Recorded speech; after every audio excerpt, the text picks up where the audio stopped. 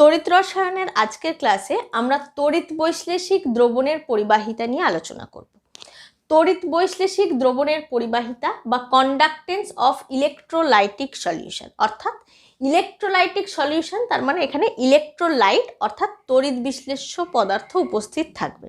আর তড়িৎ বিশ্লেষ্য পদার্থের দ্রবণ ওটাকেই বলা হচ্ছে ইলেকট্রোলাইটিক সলিউশন। তড়িৎ বিশ্লেষ্য পদার্থের দ্রবণটাকেই তড়িৎ বৈশ্লেষিক দ্রবণও বলা হয়ে থাকে এবং সেই তড়িৎ বৈশ্লেষিক দ্রবণের পরিবাহিতা নিয়ে আমরা আজকের ক্লাসে আলোচনা করব। দেখো, আগে আমরা ধাতব পরিবাহী সম্পর্কে জেনেছি। ধাতব পরিবাহী বা মেটালিক কন্ডাক্টর।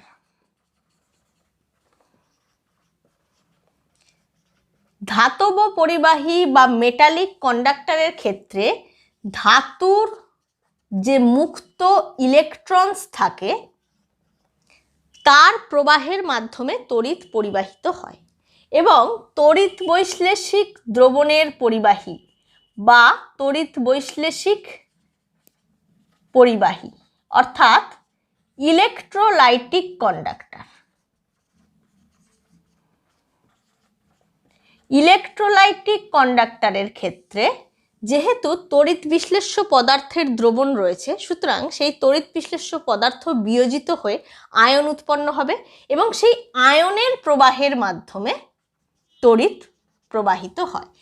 তাহলে ধাতব পরিবাহী বা মেটালিক কন্ডাক্টর এবং তড়িৎ বৈশ্লেষিক পরিবাহী বা ইলেকট্রোলাইটিক কন্ডাক্টর, এই দুটোর মধ্যে মেন ডিফারেন্স আমরা কি দেখছি যে মেটালিক কন্ডাক্টর বা ধাতব পরিবাহীর ক্ষেত্রে মেটালের ফ্রি ইলেকট্রনস বা ধাতুর মুক্ত ইলেকট্রনরা তড়িৎ পরিবহন করে এবং তড়িৎ বৈশ্লেষিক পরিবাহী বা ইলেকট্রোলাইটিক কন্ডাক্টরের ক্ষেত্রে আয়ন তড়িৎ পরিবহন করছে। এবার দেখো, ধাতব পরিবাহীর ক্ষেত্রে ওহমের সূত্র আমরা পড়েছি, ওহমস ল। তড়িৎ বৈশ্লেষিক পরিবাহী বা ইলেকট্রোলাইটিক কন্ডাক্টরের ক্ষেত্রেও ওহমের সূত্র প্রযোজ্য হয়। তাহলে ওহমের সূত্রটা একটু দেখে নেওয়া যাক। ওহমের সূত্রে কি বলা হচ্ছে? স্থির উষ্ণতায় কোনো পরিবাহীর মধ্য দিয়ে প্রবাহিত তড়িতের পরিমাণ পরিবাহীর দুই প্রান্তে প্রযুক্ত বিভব পার্থক্যের সমানুপাতিক। তাহলে ধরা যাক এটি একটি পরিবাহী, এই পরিবাহীর মধ্য দিয়ে প্রবাহিত তড়িতের পরিমাণ হচ্ছে আই।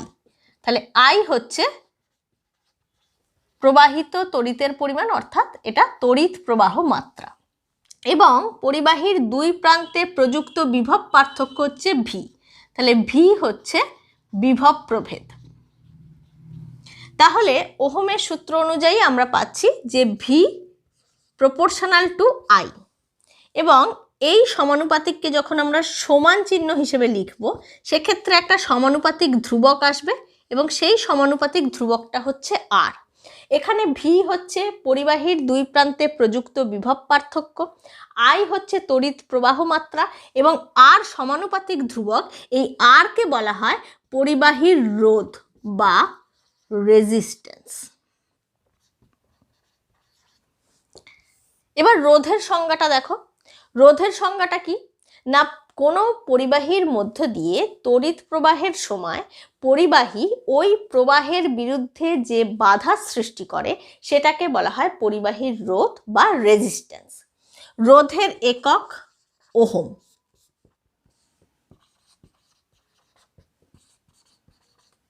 ওহমকে এই চিহ্নের মাধ্যমে প্রকাশ করা হয়ে থাকে। এবার দেখো, ধরা যাক এই যে ধাতব পরিবাহীটা আমি দেখাচ্ছি, এই ধাতব পরিবাহীর দৈর্ঘ্য হচ্ছে এল এবং প্রস্থচ্ছেদ হচ্ছে এ। পরিবাহীর দৈর্ঘ্য হচ্ছে এল এবং প্রস্থচ্ছেদ হচ্ছে এ।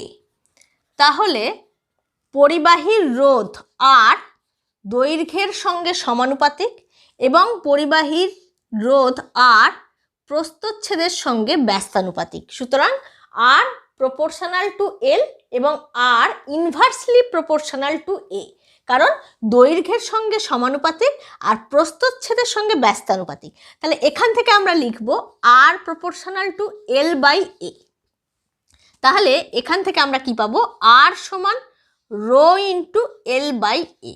এখানে রো হচ্ছে সমানুপাতিক ধ্রুবক এবং এই রোকে বলা হয় আপেক্ষিক রোধ বা রোধাঙ্ক বা স্পেসিফিক রেজিস্ট্যান্স। তাহলে আমরা কি দেখলাম? ওহমের সূত্র দেখলাম। ওহমের সূত্র থেকে আমরা কি পেলাম? ভি সমান আইআর। আর হচ্ছে পরিবাহীর রোধ বা রেজিস্ট্যান্স। আরকে ওহম এককে প্রকাশ করা হয়ে থাকে। এই হচ্ছে ওহমের চিহ্ন। পরিবাহীর রোধ পরিবাহীর দৈর্ঘ্যের সঙ্গে সমানুপাতিক এবং পরিবাহীর প্রস্থচ্ছেদের সঙ্গে ব্যস্তানুপাতিক। আর প্রপোর্শনাল টু এল বাই এ। এখান থেকে আমরা পাচ্ছি আর সমান রো ইন্টু এল বাই এ। এটা হচ্ছে রো, হ্যাঁ, এটা রো। এই রোকে বলা হচ্ছে আপেক্ষিক রোধ বা রোধাঙ্ক। এবার আমরা আপেক্ষিক রোধ সম্পর্কে দেখব। আচ্ছা, তাহলে আমরা যেটা পেলাম সেটা হচ্ছে আর সমান রো ইন্টু এল বাই এ। আর হচ্ছে পরিবাহীর রোধ বা রেজিস্ট্যান্স, রো হচ্ছে পরিবাহীর আপেক্ষিক রোধ বা স্পেসিফিক রেজিস্ট্যান্স বা রোধাঙ্ক। আচ্ছা, এল হচ্ছে পরিবাহীর দৈর্ঘ্য এবং এ হচ্ছে পরিবাহীর প্রস্থচ্ছেদ। আমি আরেকবার ছবিটা এখানে দেখিয়ে দিচ্ছি, তাহলে তোমাদের মনে রাখতে সুবিধা হবে। এই হচ্ছে পরিবাহীর প্রস্থচ্ছেদ আর এই হচ্ছে এল পরিবাহীর দৈর্ঘ্য। তাহলে এখান থেকে আমরা পেয়েছি রোধ প্রপোর্শনাল টু এল, রোধ ইনভার্সলি প্রপোর্শনাল টু এ, অর্থাৎ দৈর্ঘ্যের সঙ্গে সমানুপাতিক, প্রস্থচ্ছেদের সঙ্গে ব্যস্তানুপাতিক। সেখান থেকে আমরা বলেছি আর প্রপোর্শনাল টু এল বাই এ এবং তারপর আমরা এটা পেয়েছি আর সমান রো ইন্টু এল বাই এ। রোকে বলা হচ্ছে পরিবাহীর আপেক্ষিক রোধ বা স্পেসিফিক রেজিস্ট্যান্স বা রোধাঙ্ক। এবার দেখো এখান থেকে তাহলে আমরা লিখতে পারি রো সমান আর ইন্টু এ বাই এল। তাহলে আমরা প্রথমে আপেক্ষিক রোধের সংজ্ঞাটা যদি দেখি, দেখো পরিবাহীর দৈর্ঘ্য এল যদি 1 সেন্টিমিটার হয় এবং পরিবাহীর প্রস্থচ্ছেদ এ যদি 1 সেন্টিমিটার স্কোয়ার হয়, তাহলে এখান থেকে কি হবে? আর সমান রো হবে। এল সমান 1, এ সমান 1, এই দুটো যদি 1 হয়ে যায় তাহলে আর সমান রো হবে। তার মানে এখান থেকে আপেক্ষিক রোধের সংজ্ঞাটা আমরা কি বলবো? একক দৈর্ঘ্য এবং একক প্রস্থচ্ছেদ বিশিষ্ট পরিবাহীর রোধকে বলা হয় আপেক্ষিক রোধ বা স্পেসিফিক রেজিস্ট্যান্স বা রোধাঙ্ক। কারণ একক দৈর্ঘ্য এল 1 সেন্টিমিটার, এ একক প্রস্থচ্ছেদ 1 সেন্টিমিটার স্কোয়ার, তাহলে একক দৈর্ঘ্য আর একক প্রস্থচ্ছেদ বিশিষ্ট পরিবাহীর রোধ আর সেটা সমান সমানই হচ্ছে রো, আপেক্ষিক রোধ। সুতরাং একক দৈর্ঘ্য এবং একক প্রস্থচ্ছেদ বিশিষ্ট পরিবাহীর রোধকেই বলা হয় আপেক্ষিক রোধ বা স্পেসিফিক রেজিস্ট্যান্স। এবার দেখো রো সমান আমরা এটা লিখেছি এখান থেকে আর ইন্টু এ বাই এল। তাহলে রো এর ইউনিট কি হবে? একক। দেখো আর হচ্ছে রোধ, রোধের ইউনিট কি রয়েছে? ওহম। এ সেন্টিমিটার স্কোয়ার, এল সেন্টিমিটার, তাহলে এখান থেকে আমরা কি লিখব? ওহম ইন্টু সেন্টিমিটার, বা আমরা ওহম ইন্টু মিটারেও লিখতে পারি। তাহলে রোধের একক হচ্ছে ওহম, ওহমকে এই চিহ্নের মাধ্যমে প্রকাশ করা হয়ে থাকে এবং আপেক্ষিক রোধের একক হচ্ছে ওহম সেন্টিমিটার বা ওহম মিটার। এবার আমরা পরিবাহিতা সম্পর্কে জানব। দেখো পরিবাহিতা,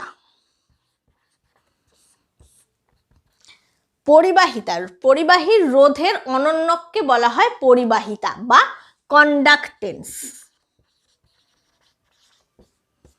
অর্থাৎ পরিবাহীর কন্ডাক্টেন্স বা পরিবাহিতাকে যদি আমরা এল দ্বারা প্রকাশ করি তাহলে এল সমান হচ্ছে 1/r। পরিবাহীর রোধের অনন্যক 1/r, সেটা সমানই হচ্ছে পরিবাহিতা। তাহলে এখান থেকে আমরা কি দেখছি? দেখো 1/r সমান যদি পরিবাহিতা হয়, তার মানে রোধ যদি বেড়ে যায় তাহলে পরিবাহিতা কমে যাবে, আর রোধ যদি কমে যায় তাহলে পরিবাহিতা বেড়ে যাবে। তার মানে রোধ যদি বাড়ছে তাহলে এল কমবে, রোধ যদি কমে তাহলে এল বাড়বে, কারণ এল সমান 1/r। পরিবাহীর রোধের অনন্যক হচ্ছে পরিবাহিতা। পরিবাহিতার একক কি হবে? দেখো 1/r, আর এর একক কি? ওহম। তার মানে 1/ওহম। 1/ওহমকে কি বলা হয়?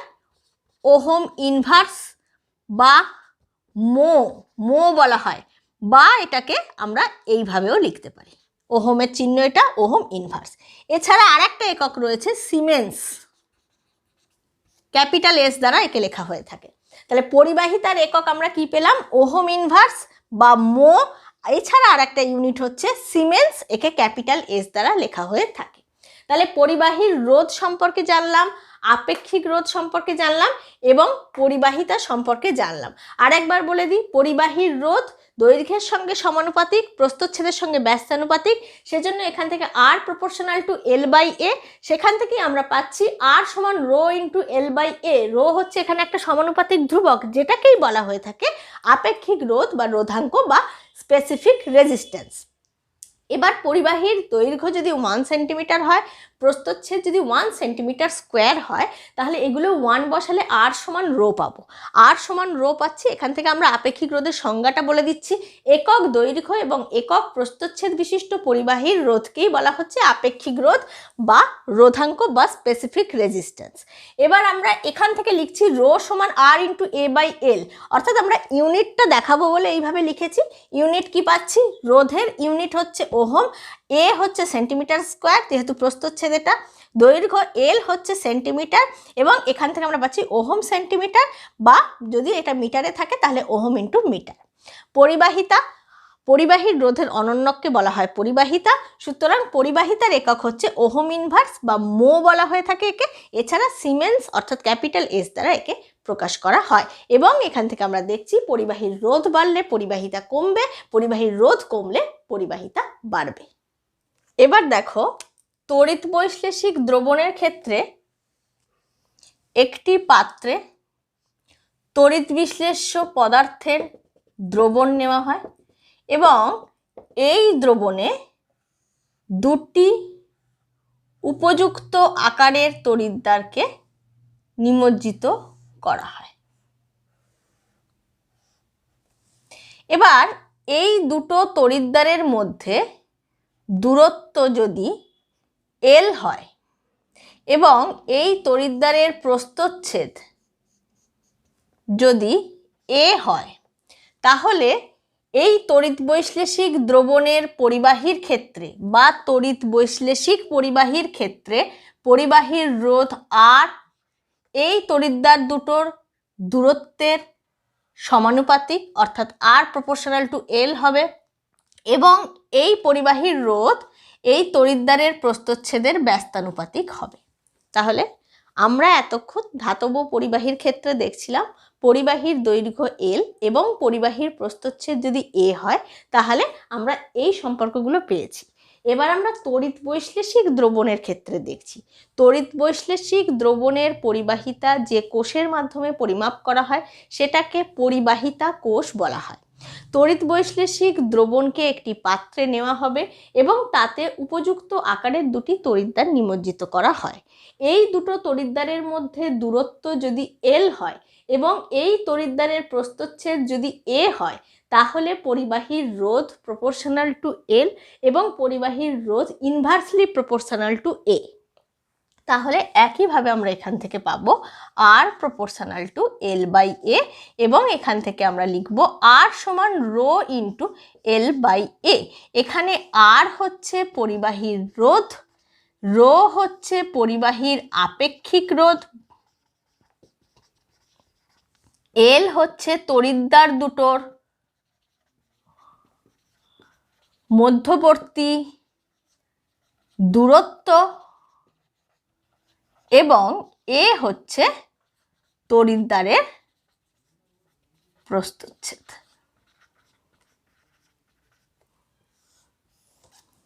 বোঝা গেল? আর হচ্ছে রোধ বা রেজিস্ট্যান্স আর রো হচ্ছে আপেক্ষিক রোধ বা স্পেসিফিক রেজিস্ট্যান্স। এবার দেখো, পরিবাহীর রোধের অনন্যক হচ্ছে পরিবাহিতা। তার মানে পরিবাহিতা যদি এল হয় তাহলে এল সমান হচ্ছে 1/r। এল হচ্ছে পরিবাহিতা বা কন্ডাক্টেন্স আর আর হচ্ছে রোধ। আবার আপেক্ষিক রোধের অনন্যককে বলা হয় আপেক্ষিক পরিবাহিতা। তাহলে আপেক্ষিক রোধের অনন্যক মানে 1/ρ, সেটাকে বলা হয় আপেক্ষিক পরিবাহিতা, যেটাকে কাপ্পা দ্বারা প্রকাশ করা হয়। এটা হচ্ছে রো, এটা আপেক্ষিক রোধ, আর এটা হচ্ছে কাপ্পা। ঠিক আছে, এটা হচ্ছে কাপ্পা। কাপ্পা দ্বারা এটাকে প্রকাশ করা হয়ে থাকে। কাপ্পা কি? কাপ্পা হচ্ছে আপেক্ষিক পরিবাহিতা বা স্পেসিফিক কন্ডাক্টেন্স। রো হচ্ছে আপেক্ষিক রোধ বা স্পেসিফিক রেজিস্ট্যান্স, আর তার অনন্যক হচ্ছে আপেক্ষিক পরিবাহিতা বা স্পেসিফিক কন্ডাক্টেন্স। দেখো এখান থেকে আমরা পাবো কাপ্পা সমান, দেখো রো আমরা এখান থেকে কি পেয়েছিলাম, রো সমান আর ইন্টু a/l, তাহলে 1/ρ, তার মানে কাপ্পা সমান আমরা পাবো 1/r ইন্টু l/a। আবার 1/rটা হচ্ছে l, এই যে 1/rটা হচ্ছে l, তাহলে এখান থেকে আমরা পাচ্ছি l ইন্টু l/a। তাহলে আমরা কি পেলাম, কাপ্পা সমান l ইন্টু l/a। এটা এখানে না লিখে নিচেই থাকলো।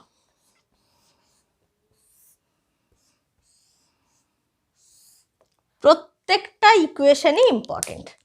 দেখো আর সমান রো ইন্টু l/a, রোধের সঙ্গে আপেক্ষিক রোধের একটা সম্পর্ক রয়েছে। রোধের অনন্যক পরিবাহিতা l সমান 1/r, আবার আপেক্ষিক রোধের অনন্যক হচ্ছে আপেক্ষিক পরিবাহিতা বা স্পেসিফিক কন্ডাক্টেন্স। তাহলে কাপ্পা আপেক্ষিক পরিবাহিতা, কাপ্পা সমান হচ্ছে 1/ρ। তাহলে এখানে 1/ρ এর জায়গায় আমরা এইটা বসিয়ে দিচ্ছি যে রো সমান r ইন্টু a/l, তাই 1/ρ মানে 1/r ইন্টু l/a। তাহলে এখান থেকে কাপ্পা সমান আমরা পাচ্ছি 1/r আবার l, তার মানে l ইন্টু l/a। তাহলে এখান থেকে আমরা আপেক্ষিক পরিবাহিতার সংজ্ঞাটা পেয়ে যাব। দেখো যদি এই তড়িৎদ্বার দুটোর মধ্যবর্তী দূরত্ব 1 সেন্টিমিটার হয় এবং তড়িৎদ্বারের প্রস্থচ্ছেদ a যদি 1 সেন্টিমিটার স্কোয়ার হয়, তাহলে দেখো এই দুটো 1 বসালেই কাপ্পা সমান l হয়ে যাবে। তাহলে আপেক্ষিক পরিবাহিতার সংজ্ঞাটা আমরা এখান থেকে কি বলতে পারি, যে একক দূরত্বে অবস্থিত এবং একক প্রস্থচ্ছেদ বিশিষ্ট দুটি তড়িৎদ্বারের মধ্যবর্তী তড়িৎ বিশ্লেষ্য দ্রবণের পরিবাহিতাকেই বলা হয় আপেক্ষিক পরিবাহিতা বা স্পেসিফিক কন্ডাক্টেন্স। এবার এই দুটো তড়িৎদ্বারকে আমি আবার এখানে একবার আঁকছি।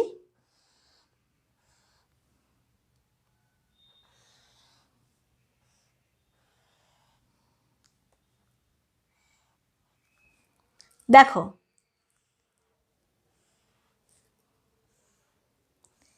এই দুটো তড়িৎদ্বারের মধ্যবর্তী দূরত্ব হচ্ছে 1 সেন্টিমিটার, তার মানে এটা 1 সেন্টিমিটার। আবার এই তড়িৎদ্বারের প্রস্থচ্ছেদ হচ্ছে 1 সেন্টিমিটার স্কোয়ার, তার মানে এটাও 1 সেন্টিমিটার, এটাও 1 সেন্টিমিটার। অর্থাৎ এই দুটো তড়িৎদ্বারের মধ্যবর্তী দ্রবণের আয়তন হচ্ছে 1 সেন্টিমিটার কিউব। তার মানে আপেক্ষিক পরিবাহিতা বা স্পেসিফিক কন্ডাক্ট্যান্সের সংজ্ঞাটা আমরা এভাবেও বলতে পারি যে 1 সেন্টিমিটার কিউব আয়তনের দ্রবণের পরিবাহিতাকেই বলা হয় আপেক্ষিক পরিবাহিতা বা স্পেসিফিক কন্ডাক্ট্যান্স, যাকে কাপ্পা দ্বারা প্রকাশ করা হচ্ছে। আরও একবার ক্লিয়ার করে দিই, দুটো তড়িৎদ্বারের মধ্যবর্তী দূরত্ব l এবং তড়িৎদ্বারের প্রস্থচ্ছেদ হচ্ছে a, সেখান থেকে আমরা যেটা পেয়েছি l সমান 1 সেন্টিমিটার এবং a সমান 1 সেন্টিমিটার স্কোয়ার হলে কাপ্পা সমান l। তার মানে দুটো তড়িৎদ্বারের মধ্যবর্তী দূরত্ব যদি 1 সেন্টিমিটার হয় এবং তড়িৎদ্বারের প্রস্থচ্ছেদ যদি 1 সেন্টিমিটার স্কোয়ার হয়, তাহলে এই তড়িৎদ্বার দুটির মধ্যবর্তী দ্রবণের পরিবাহিতাকে বলা হয় আপেক্ষিক পরিবাহিতা। এছাড়া এটাকে আমরা এভাবেও বলতে পারি, দেখো দুটো তড়িৎদ্বারের মধ্যবর্তী দূরত্ব 1 সেন্টিমিটার, আবার তড়িৎদ্বারের প্রস্থচ্ছেদ 1 সেন্টিমিটার স্কোয়ার, তার মানে এদের মধ্যবর্তী দ্রবণের আয়তন হচ্ছে 1 সেন্টিমিটার কিউব। কেন 1 সেন্টিমিটার কিউব? কারণ এইটা 1 সেন্টিমিটার, আবার এটাও 1 সেন্টিমিটার, আবার এটাও 1 সেন্টিমিটার, এটা আর এটা 1 সেন্টিমিটার বলেই এর প্রস্থচ্ছেদ তো 1 সেন্টিমিটার স্কোয়ার। আবার দুটো তড়িৎদ্বারের মধ্যবর্তী দূরত্বও 1 সেন্টিমিটার। সেই জন্যই এই দুটো তড়িৎদ্বারের মধ্যবর্তী দ্রবণের আয়তন হচ্ছে 1 সেন্টিমিটার কিউব। অর্থাৎ 1 সেন্টিমিটার কিউব আয়তনের দ্রবণের পরিবাহিতাই হচ্ছে আপেক্ষিক পরিবাহিতা বা স্পেসিফিক কন্ডাক্ট্যান্স, যাকে কাপ্পা দ্বারা প্রকাশ করা হচ্ছে। এবং এর একক কি? দেখো এখানে কাপ্পা সমান L into L by A। তাহলে কাপ্পার ইউনিট আমরা পাবো, L হচ্ছে পরিবাহিতা অর্থাৎ ওহম ইনভার্স, L হচ্ছে সেন্টিমিটার আর A হচ্ছে সেন্টিমিটার স্কোয়ার। তাহলে এখান থেকে আমরা লিখব ওহম ইনভার্স সেন্টিমিটার ইনভার্স, বা আমরা লিখতে পারি মো সেন্টিমিটার ইনভার্স। এছাড়া একে সিমেন্স মিটার ইনভার্স এককেও প্রকাশ করা যায়, আবার অনেক সময় একে সিমেন্স সেন্টিমিটার ইনভার্স এই এককেও প্রকাশ করা হয়ে থাকে। তাহলে আমরা আপেক্ষিক পরিবাহিতা সম্পর্কেও দেখে নিলাম। তাহলে যে জিনিসগুলো আমরা পরপর দেখলাম সেগুলো একটু এক ঝলকে দেখে নেওয়া যাক।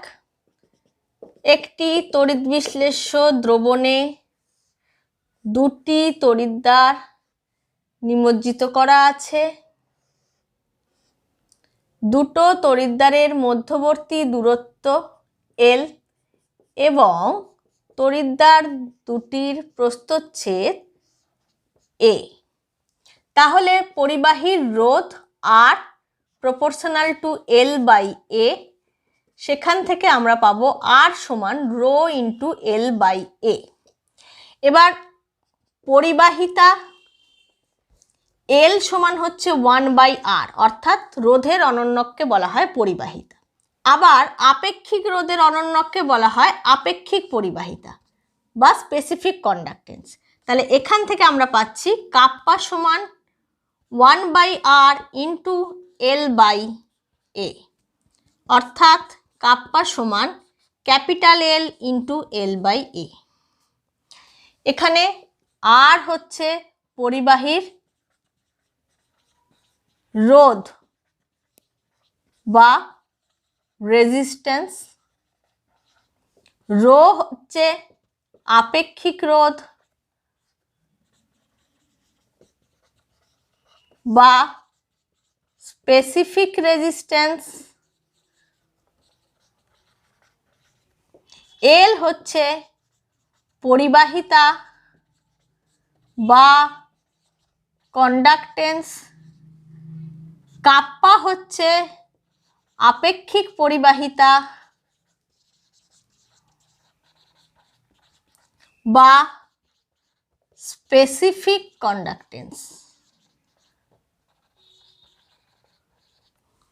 আর L হচ্ছে তড়িৎদ্বার দুটির মধ্যবর্তী দূরত্ব এবং A হচ্ছে তড়িৎদ্বারের প্রস্থচ্ছেদ। এবং এই ফর্মুলাগুলো আমাদের অনেক কাজে লাগবে, এগুলো খুবই ইম্পর্টেন্ট।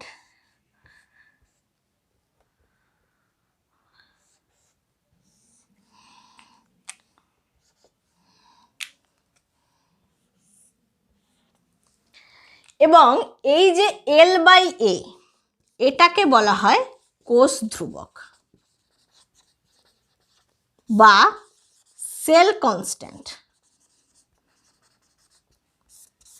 তাহলে L বাই A এটাকে বলা হচ্ছে সেল কনস্ট্যান্ট বা কোষ ধ্রুবক, অর্থাৎ তড়িৎদ্বার দুটির মধ্যবর্তী দূরত্ব L এবং তড়িৎদ্বারের প্রস্থচ্ছেদ A, এদের যে অনুপাত এটাকেই বলা হয় কোষ ধ্রুবক বা সেল কনস্ট্যান্ট। তাহলে কোষ ধ্রুবকের একক কি? দেখো L সেন্টিমিটারে, A সেন্টিমিটার স্কোয়ারে, অর্থাৎ সেন্টিমিটার ইনভার্স। আর যদি মিটার আর মিটার স্কোয়ারে হয় তাহলে মিটার ইনভার্স। তাহলে কোষ ধ্রুবক L বাই A তড়িৎদ্বার দুটির মধ্যবর্তী দূরত্ব এবং তড়িৎদ্বারের প্রস্থচ্ছেদের অনুপাতকে বলা হয় পরিবাহিতা কোষের কোষ ধ্রুবক বা সেল কনস্ট্যান্ট। এর ইউনিট বা একক হচ্ছে সেন্টিমিটার ইনভার্স বা মিটার ইনভার্স। এবং অনেকগুলো টপিক আমরা জানলাম। পরিবাহীর রোধ R সমান rho into L by A। R হচ্ছে রোধ, রো হচ্ছে রোধাঙ্ক বা আপেক্ষিক রোধ বা স্পেসিফিক রেজিস্ট্যান্স। এল হচ্ছে তড়িৎদ্বার দুটোর মধ্যবর্তী দূরত্ব, এ হচ্ছে তড়িৎদ্বারের প্রস্থচ্ছেদ। আর পরিবাহিতা এল সমান 1/r, অর্থাৎ রোধের অনন্যক হচ্ছে পরিবাহিতা। আর আপেক্ষিক রোধ রো, এর অনন্যক হচ্ছে আপেক্ষিক পরিবাহিতা, একে কাপ্পা দ্বারা প্রকাশ করা হয়। কাপ্পা সমান 1/ρ, সেখান থেকে আমরা লিখছি কাপ্পা সমান 1/r ইন্টু L/A। 1/r মানে হচ্ছে পরিবাহিতা অর্থাৎ এল, তার মানে কাপ্পা সমান L into capital L into L/A। আর L/A এটাকে বলা হয় কোষ ধ্রুবক বা সেল কনস্ট্যান্ট। তড়িৎদ্বার দুটোর মধ্যবর্তী দূরত্ব এবং তড়িৎদ্বারের প্রস্থচ্ছেদ এর অনুপাতকে বলা হয় সেল কনস্ট্যান্ট বা কোষ ধ্রুবক। এর একক হচ্ছে সেন্টিমিটার ইনভার্স বা মিটার ইনভার্স। আর বাকি এককগুলো আমরা পেয়েছি। রোধের একক হচ্ছে ওহম, একে এই চিহ্ন দ্বারা প্রকাশ করা হয়। রো হচ্ছে ওহম ইন্টু সেন্টিমিটার বা ওহম ইন্টু মিটারও হতে পারে। এল হচ্ছে ওহম ইনভার্স বা একে মো দ্বারা লেখা হয়ে থাকে, প্রকাশ করা হয়ে থাকে। এছাড়া এর আরেকটা ইউনিট রয়েছে যেটা হচ্ছে সিমেন্স ক্যাপিটাল এস দ্বারা লেখা হয়ে থাকে। এবং আপেক্ষিক পরিবাহিতার একক হচ্ছে ওহম ইনভার্স সেন্টিমিটার ইনভার্স বা মো সেন্টিমিটার ইনভার্স, বা একে সিমেন্স মিটার ইনভার্স বা অনেক সময় সিমেন্স সেন্টিমিটার ইনভার্সেও প্রকাশ করা হয়ে থাকে। এবার আমরা দেখব নির্দিষ্ট দ্রবণের আপেক্ষিক পরিবাহিতা কোষ ধ্রুবকের উপর নির্ভরশীল নয়। দেখো একটু আগেই আমরা পেয়েছি আপেক্ষিক পরিবাহিতা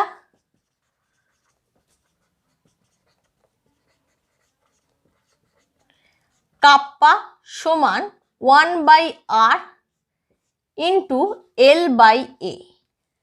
কাপ্পা হচ্ছে আপেক্ষিক পরিবাহিতা, 1/r হচ্ছে পরিবাহিতা অর্থাৎ এল, আর L/A, আর L/A কে বলা হচ্ছে কোষ ধ্রুবক বা সেল কনস্ট্যান্ট।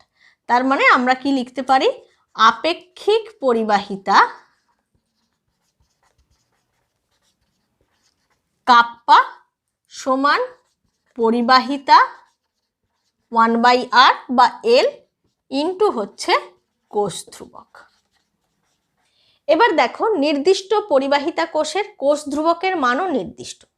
এবারে আলাদা আলাদা কোষ ধ্রুবক সম্পন্ন কোষে একই দ্রবণের যদি আপেক্ষিক পরিবাহিতা পরিমাপ করা হয় সেক্ষেত্রে দেখা যায় এই পরিবাহিতা অর্থাৎ 1/r এর ভ্যালুটা হচ্ছে ডিফারেন্ট, অর্থাৎ আলাদা ভ্যালু পাওয়া যাবে। আলাদা আলাদা কোষের ক্ষেত্রে 1/r এর ভ্যালুটাও আলাদা হচ্ছে, আবার কোষ ধ্রুবকটাও আলাদা, তাহলে কোষ ধ্রুবকটাও ডিফারেন্ট, কিন্তু এদের গুণফলটা সেম থাকছে, অর্থাৎ এটা ধ্রুবক হচ্ছে, কারণ এক্ষেত্রে দ্রবণটা সেম রয়েছে। তাহলে স্থির উষ্ণতায় কোনো নির্দিষ্ট দ্রবণের আপেক্ষিক পরিবাহিতার মানটা নির্দিষ্ট থাকছে, কারণ দেখা যাচ্ছে যে L/A কোষ ধ্রুবকের মানটা যার ক্ষেত্রে বেশি তার ক্ষেত্রে 1/r এর মানটা কম, আবার যার ক্ষেত্রে কোষ ধ্রুবকের মানটা কম তার ক্ষেত্রে 1/r এর মানটা বেশি, যার ফলে এদের গুণফলটা ধ্রুবক রয়ে যাচ্ছে। সেই জন্যই বলা হচ্ছে স্থির উষ্ণতায় কোনো নির্দিষ্ট দ্রবণের আপেক্ষিক পরিবাহিতার মানও নির্দিষ্ট। যেহেতু দ্রবণটা সেম সেই জন্য আলাদা আলাদা কোষ ধ্রুবক সম্পন্ন কোষে একই দ্রবণের আপেক্ষিক পরিবাহিতা মেজার করলে সেক্ষেত্রে দেখা যাচ্ছে ভ্যালুটা সেম আসছে, কারণ দ্রবণটা নির্দিষ্ট, তাই 1/r ভ্যালু ডিফারেন্ট, L/A এই ভ্যালুটাও ডিফারেন্ট, কিন্তু এদের গুণফলটা সেম থাকছে বা ধ্রুবক থাকছে। অর্থাৎ বলা যায় স্থির উষ্ণতায় কোনো নির্দিষ্ট দ্রবণের আপেক্ষিক পরিবাহিতা কোষ ধ্রুবকের উপর নির্ভরশীল নয়। এবার আমরা দেখব তড়িৎ বিশ্লেষ্য দ্রবণের আপেক্ষিক পরিবাহিতা কোন কোন বিষয়ের উপর নির্ভর করে। দেখো এখানে রয়েছে তড়িৎ বিশ্লেষ্যের প্রকৃতি, তড়িৎ বিশ্লেষ্য দ্রবণের গাঢ়ত্ব, তড়িৎ বিশ্লেষ্য পদার্থের বিয়োজনে যে আয়ন উৎপন্ন হয় সেই আয়নগুলোর আকার, আয়নগুলোর দ্রাবকায়নের মাত্রা, দ্রাবকের প্রকৃতি এবং উষ্ণতার উপর আপেক্ষিক পরিবাহিতার মান নির্ভর করে। উষ্ণতা বৃদ্ধি করলে আপেক্ষিক পরিবাহিতার মানও বৃদ্ধি পায়। এবার দেখো দ্রবণের গাঢ়ত্ব গাঢ়ত্বের সঙ্গে আপেক্ষিক পরিবাহিতার মানে কিভাবে পরিবর্তন ঘটে সেটা আমরা দেখব। দ্রবণের গাঢ়ত্ব যদি বৃদ্ধি পায় তাহলে আপেক্ষিক পরিবাহিতা কাপ্পার মানও বৃদ্ধি পায়, এবং দ্রবণের গাঢ়ত্ব যদি হ্রাস পায় তাহলেও আপেক্ষিক পরিবাহিতার মানটাও হ্রাস পায়। এবার দেখো, তীব্র এবং মৃদু উভয় প্রকার তড়িৎ বিশ্লেষ্য পদার্থের ক্ষেত্রেই একই ঘটনা ঘটে। তীব্র তড়িৎ বিশ্লেষ্য পদার্থ এবং মৃদু তড়িৎ বিশ্লেষ্য পদার্থ উভয়ের ক্ষেত্রেই দ্রবণের গাঢ়ত্ব বৃদ্ধি করলে আপেক্ষিক পরিবাহিতাও বৃদ্ধি পাচ্ছে।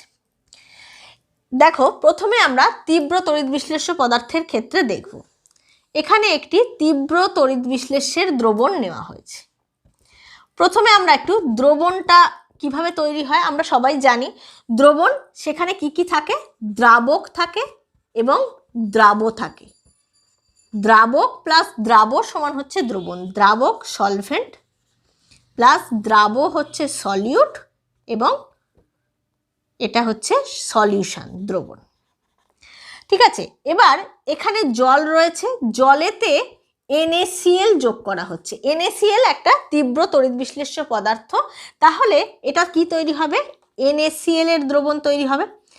NaCl এর দ্রবণে তার মানে NaCl বিয়োজিত হয়ে Na+ এবং Cl- আয়ন উৎপন্ন করবে।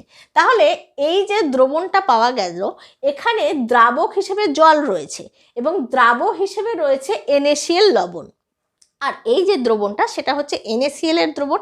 এবার NaCl একটি তীব্র তড়িৎ বিশ্লেষ্য পদার্থ, এবং আমরা সবাই জানি যে তীব্র তড়িৎ বিশ্লেষ্য পদার্থ দ্রবণের সম্পূর্ণ বিয়োজিত হয়ে আয়ন উৎপন্ন করে। সুতরাং এর বিয়োজন মাত্রা হচ্ছে 100%। তার মানে এখানে NaCl সম্পূর্ণরূপে বিয়োজিত হয়ে Na+ এবং Cl- আয়ন উৎপন্ন হবে। এবার দেখো, আমরা কথা বলছি আপেক্ষিক পরিবাহিতা কাপ্পা নিয়ে, আর একটু আগেই আপেক্ষিক পরিবাহিতার সংজ্ঞাটা আমরা দেখেছি যে একক আয়তনের দ্রবণের পরিবাহিতাকেই বলা হয় আপেক্ষিক পরিবাহিতা। তাহলে দেখো, দ্রবণের প্রতি একক আয়তনে আয়নের সংখ্যা যখন বৃদ্ধি পাবে তখনই আপেক্ষিক পরিবাহিতার মানটাও বৃদ্ধি পাবে। এবারে যদি গাঢ়ত্ব বৃদ্ধি করা হয়, আমরা এখন গাঢ়ত্ব বৃদ্ধি করলে কিভাবে আপেক্ষিক পরিবাহিতার মান বৃদ্ধি পাচ্ছে সেটা দেখব। গাঢ়ত্ব বৃদ্ধি করা হচ্ছে মানে আরো বেশি পরিমাণে NaCl এখানে অ্যাড করা হবে, তার মানে এই দ্রবণের গাঢ়ত্ব অর্থাৎ কনসেন্ট্রেশন বেশি করা হচ্ছে, দ্রবণটা আরো বেশি গাঢ় হচ্ছে, এবং তার ফলে কি হচ্ছে? দ্রবণের প্রতি একক আয়তনে আয়নের সংখ্যাটা বৃদ্ধি পাচ্ছে, এবং প্রতি একক আয়তনে আয়নের সংখ্যা বৃদ্ধি পেলেই আপেক্ষিক পরিবাহিতার মানটাও বৃদ্ধি পাবে। অর্থাৎ এটা আমরা তীব্র তড়িৎ বিশ্লেষ্য পদার্থের ক্ষেত্রে দেখছি। যে কোনো একটা তীব্র তড়িৎ বিশ্লেষ্য পদার্থ যেমন NaCl, তার দ্রবণ রয়েছে, এবং যেহেতু তীব্র তড়িৎ বিশ্লেষ্য পদার্থ সম্পূর্ণ বিয়োজিত হয়ে যাবে, সেই জন্য যত বেশি পরিমাণে NaCl এখানে অ্যাড করা হবে দ্রবণটা তত বেশি গাঢ় হবে, এবং গাঢ়ত্ব বৃদ্ধির সাথে সাথে দ্রবণের প্রতি একক আয়তনে আয়ন সংখ্যাও আরও বেড়ে যাবে, কারণ NaCl আরও অ্যাড করা হচ্ছে এবং সে সম্পূর্ণ বিয়োজিত হয়ে Na+ আর Cl- তৈরি করবে। তার মানে দ্রবণের প্রতি একক আয়তনে আয়ন সংখ্যা আরও বেড়ে যাবে, তার ফলে আপেক্ষিক পরিবাহিতা কাপ্পার মানটাও বেড়ে যাবে। এবার মৃদু তড়িৎ বিশ্লেষ্য পদার্থের ক্ষেত্রে দেখো, মৃদু তড়িৎ বিশ্লেষ্যের একটি দ্রবণ নেওয়া হয়েছে। ধরা যাক এটা অ্যাসিটিক অ্যাসিডের দ্রবণ। অ্যাসিটিক অ্যাসিড এটা একটা মৃদু তড়িৎ বিশ্লেষ্য পদার্থ। এবার মৃদু তড়িৎ বিশ্লেষ্য পদার্থ মানেই তার বিয়োজন মাত্রা অনেক কম, অর্থাৎ এই অ্যাসিটিক অ্যাসিড খুব কম মাত্রায় বিয়োজিত হবে। এবার যখনই এই দ্রবণের গাঢ়ত্ব বৃদ্ধি করা হবে, অর্থাৎ আরও অ্যাসিটিক অ্যাসিড এখানে যদি যোগ করা হয়, তাহলে কি হবে? এর বিয়োজন মাত্রাটা কমবে ঠিকই, কিন্তু দ্রবণের প্রতি একক আয়তনে আয়নের সংখ্যা কিন্তু বৃদ্ধি পাবে, তার ফলে আপেক্ষিক পরিবাহিতার মানটাও বেড়ে যাবে। তার মানে একক আয়তনের দ্রবণের পরিবাহিতাই হচ্ছে আপেক্ষিক পরিবাহিতা, এবং দ্রবণের প্রতি একক আয়তনে আয়ন সংখ্যা যদি বৃদ্ধি পায়, এটা আমাদের মাথায় রাখতে হবে, আয়ন সংখ্যা যদি বৃদ্ধি পায় তাহলেই কাপ্পার মানটা বেড়ে যাবে। আর আয়ন সংখ্যা তীব্র এবং মৃদু উভয় ক্ষেত্রেই আমরা দেখছি যে যখনই গাঢ়ত্ব বাড়ানো হচ্ছে তখনই দ্রবণের প্রতি একক আয়তনে আয়ন সংখ্যাটা বেড়ে যাচ্ছে। তীব্র তড়িৎ বিশ্লেষের ক্ষেত্রে কি হচ্ছে, তীব্র তড়িৎ বিশ্লেষ্য পদার্থের বিয়োজন মাত্রা অনেক বেশি, সে সম্পূর্ণরূপে বিয়োজিত হয়ে যাবে, 100% ডিসোসিয়েট করবে Na+ এবং Cl-, আরও বেশি NaCl যোগ করা হচ্ছে, সুতরাং আরও বেশি ডিসোসিয়েট হতে থাকছে, আরও বেশি আয়ন তৈরি হচ্ছে, তার মানে দ্রবণের প্রতি একক আয়তনে আয়নের সংখ্যা বৃদ্ধি পাচ্ছে, সেই জন্য কাপ্পা অর্থাৎ আপেক্ষিক পরিবাহিতার মানটা বেড়ে যাচ্ছে। আর মৃদুর ক্ষেত্রে কি হচ্ছে, মৃদু তড়িৎ বিশ্লেষের ক্ষেত্রে বিয়োজন মাত্রা খুবই কম, এবার গাঢ়ত্ব বাড়ানো হচ্ছে, গাঢ়ত্ব বাড়ানো হচ্ছে মানে আরও অ্যাসিটিক অ্যাসিড এখানে দেওয়া হচ্ছে, বিয়োজন মাত্রা কমছে, কিন্তু দ্রবণের প্রতি একক আয়তনে আয়ন সংখ্যাটা তো বেড়ে যাচ্ছে, যেহেতু দ্রবণটা আরও গাঢ় হচ্ছে সেজন্য আয়ন সংখ্যা বেড়ে যাচ্ছে, সেই জন্য এক্ষেত্রেও গাঢ়ত্ব বাড়ালে কাপ্পা অর্থাৎ আপেক্ষিক পরিবাহিতার মানটা বেড়ে যাচ্ছে। তার মানে তীব্র এবং মৃদু উভয় প্রকার তড়িৎ বিশ্লেষ্য পদার্থের ক্ষেত্রেই আমরা দেখছি গাঢ়ত্ব বৃদ্ধি করলে দ্রবণের প্রতি একক আয়তনে আয়ন সংখ্যা বেড়ে যাচ্ছে, সেজন্য আপেক্ষিক পরিবাহিতা অর্থাৎ কাপ্পার মানটাও বৃদ্ধি পাচ্ছে। এবার আমরা দেখব গাঢ়ত্ব হ্রাস করলে কাপ্পার মানটা কিভাবে কমছে। দেখো, গাঢ়ত্ব যদি কমানো হয়, গাঢ়ত্ব কমানো এটাকে লঘুতা বৃদ্ধিও বলা হয়ে থাকে। লঘুতা বৃদ্ধি, গাঢ়ত্ব কমানো মানে তাকে লঘু করা হচ্ছে অর্থাৎ ডাইলুট করা হচ্ছে, লঘুতা বৃদ্ধি করা হচ্ছে। দেখো, লঘুতা বৃদ্ধি করা হচ্ছে তার মানে এখানে জল অ্যাড করা হচ্ছে, NaCl এর দ্রবণ নেওয়া হয়েছে, আমি তীব্র তড়িৎ বিশ্লেষের ক্ষেত্রেই বলছি, NaCl এর দ্রবণ অর্থাৎ এখানে দ্রাবক হিসেবে জল এবং দ্রাবকে দ্রাব যোগ করা ছিল, সেটা হচ্ছে NaCl লবণ যোগ করার ফলে NaCl এর দ্রবণ পাওয়া যাচ্ছে। NaCl একটি তীব্র তড়িৎ বিশ্লেষ্য পদার্থ যে সম্পূর্ণরূপে আয়নিত হয়ে Na+ এবং Cl- আয়ন উৎপন্ন করছে। এবার এই দ্রবণকে যদি অনেক লঘু করতে হয় তাহলে জল যোগ করতে হবে, গাঢ়ত্ব হ্রাস হবে অর্থাৎ লঘুতা বৃদ্ধি পাবে।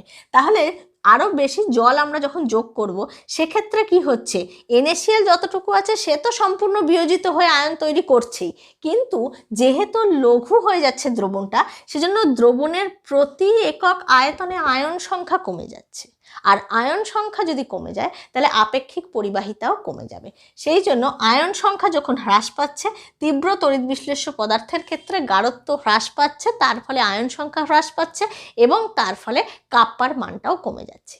আবার মৃদু তড়িৎ বিশ্লেষ্য পদার্থের ক্ষেত্রে এই একই অ্যাসিটিক অ্যাসিডের দ্রবণে আমি যদি এক্সাম্পল দিই, এখানেও যদি আমরা লঘুতা বৃদ্ধি করি অর্থাৎ গাঢ়ত্বকে যদি কমিয়ে ফেলি, এবার মৃদু তড়িৎ বিশ্লেষ্য পদার্থের ক্ষেত্রে বিয়োজন মাত্রা খুব কম, কিন্তু লঘু দ্রবণের ক্ষেত্রে এরা কিন্তু অধিক মাত্রায় বিয়োজিত হতে থাকে। সেজন্য যখনই মৃদু তড়িৎ বিশ্লেষ্য পদার্থ অ্যাসিটিক অ্যাসিডের দ্রবণকে আমরা লঘু করব বা গাঢ়ত্ব কমিয়ে ফেলব, তখন এর বিয়োজন মাত্রা বেড়ে যাবে, কিন্তু তার সাথে সাথে এর আয়তনটাও বেড়ে যাচ্ছে। আয়তন বেড়ে যাচ্ছে মানে সেখানে আয়ন সংখ্যা প্রতি একক আয়তনে কমে যাচ্ছে, বিয়োজন মাত্রা বাড়ছে একথা ঠিক, কিন্তু তার সাথে সাথে প্রতি একক আয়তনে আয়ন সংখ্যা কমে যাচ্ছে। আয়ন সংখ্যা যদি কমে যায় তাহলে আপেক্ষিক পরিবাহিতার মানও কমে যাবে। সেই জন্য মৃদু তড়িৎ বিশ্লেষের ক্ষেত্রেও দেখা যাচ্ছে গাঢ়ত্ব হ্রাস করলে কাপ্পার মানটা কমে যাবে। এখানে অ্যারোটা নিচের দিকে হবে, আমি ভুল করে উপরের দিকে দিয়ে ফেলেছিলাম, গাঢ়ত্ব কমলে কাপ্পা কমবে। দেখো, তাহলে আমরা দেখলাম যে তীব্র এবং মৃদু উভয় প্রকার তড়িৎ বিশ্লেষ্য পদার্থের ক্ষেত্রে দ্রবণের গাঢ়ত্ব বৃদ্ধি পেলে আপেক্ষিক পরিবাহিতাও বৃদ্ধি পাবে এবং দ্রবণের গাঢ়ত্ব কমলে আপেক্ষিক পরিবাহিতার মানটাও কমবে। আজকের ক্লাসে তাহলে আমরা এগুলো আলোচনা করলাম। নেক্সট ক্লাসে আমরা মোলার পরিবাহিতা এবং তুল্যাঙ্ক পরিবাহিতা নিয়ে আলোচনা করব।